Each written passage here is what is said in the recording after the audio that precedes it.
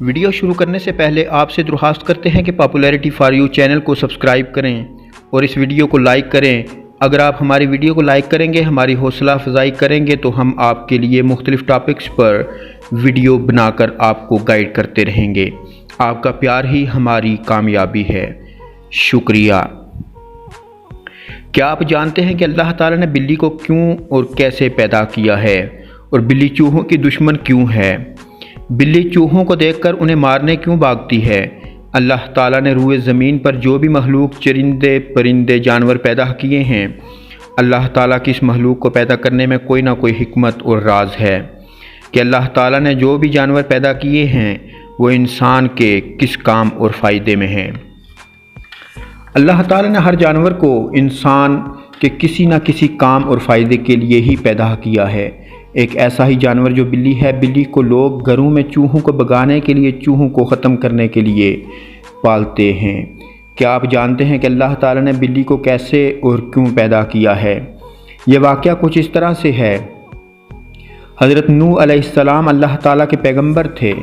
آپ نے تقریباً 900 سال تک اپنی قوم کے لوگوں کو اللہ کی طرف بلایا، دین اسلام کی دعوت دی، مگر آپ کی قوم کا جواب یہ تھا کہ آپ بھی ہماری طرح عام آدمی ہیں۔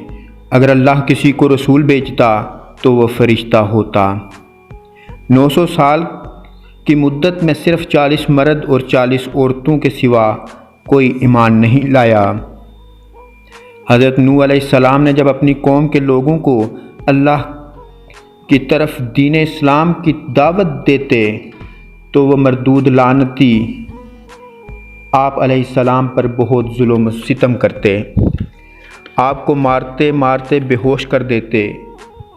جب کفار کے ظلم حد سے بڑھ گئے تو حضرت نوح علیہ السلام نے اللہ تعالیٰ سے ان کے عذاب کے لیے بد دعا فرما دی، تو اللہ تعالیٰ نے حضرت نوح علیہ السلام کو کشتی بنانے کا حکم دیا اور حضرت نوح علیہ السلام کی قوم کو سوائے ان کے جو آپ پر ایمان لائے سب کو طوفان میں غرق کر دیا۔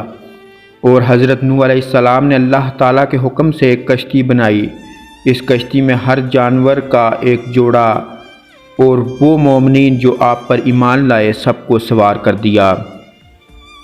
تو شیطان حضرت نوح علیہ السلام کی کشتی میں چوہوں کو لے کر آیا۔ ان چوہوں نے حضرت نوح علیہ السلام کو بہت تنگ کیا۔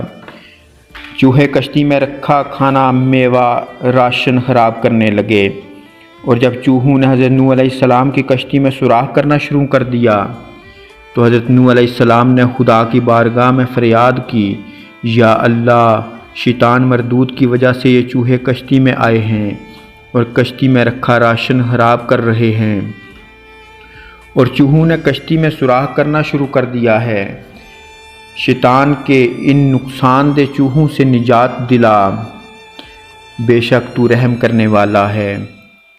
تو اسی وقت حضرت جبرائیل علیہ السلام نے آ کر کہا، اے نوح علیہ السلام، تو شیر کی پیشانی پر ہاتھ پھیر۔ تب حضرت نوح علیہ السلام نے شیر کی پیشانی پر ہاتھ پھیرا تو اللہ تعالیٰ نے شیر کی ناک سے 2 بلیاں پیدا کیں، اور شیر کی ناک سے 2 بلیاں باہر آ کر گریں، اور ان بلیوں نے سب چوہے کھا لیے، اور اسی دن سے بلی چوہوں کی دشمن ہو گئی۔ سبحان اللہ! چوہے شیطان کی وجہ سے پیدا ہوئے اور چوہے شیطان کے ساتھی ہیں۔ جس طرح چوہوں نے حضرت نوح علیہ السلام کو تنگ کیا اور ان کی کشتی کو نقصان پہنچانے کی کوشش کی، آج بھی چوہے اسی طرح ہمارے گھروں میں نقصان کرتے رہتے ہیں، اور چوہوں کو مارنے کا حکم بھی اسی وجہ سے دیا گیا ہے، کیونکہ چوہے شیطان کی پیداوار ہیں۔ جس طرح بلی نے حضرت نوح علیہ السلام کی کشتی سے چوہوں کو ختم کیا، آج بھی بلی جہاں بھی چوہوں کو دیکھتی ہے تو انہیں مارنے بھاگتی ہے، کیونکہ بلی بھی یہ جانتی ہے کہ یہ چوہے شیطان کی پیداوار ہیں۔